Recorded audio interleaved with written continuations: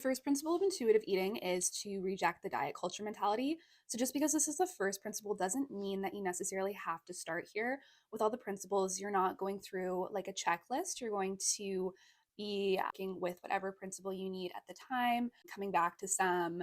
It's definitely not a checklist and it's not linear. But rejecting diet culture, that is a huge, huge one. I grew up in the early 2000s, so I have a lot to say about this. I'll definitely be coming back to this one. For ADHD specifically, when you are following diet culture, which is really morphed into so much of wellness culture today, all that is going to be coming from an external place. It's going to be external messaging telling you to not eat certain foods, that certain foods are toxic, to eat in a certain way.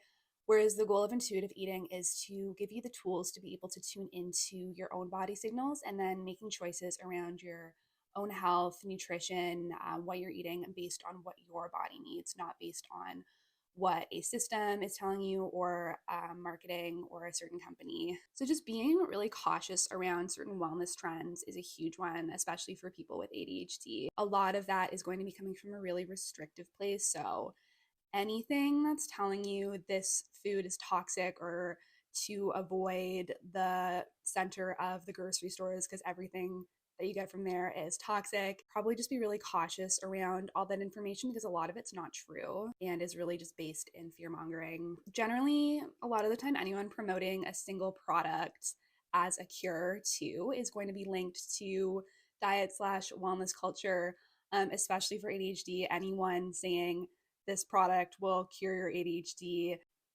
just like keep scrolling. Moving away from that is going to be huge for your journey of becoming an intuitive eater.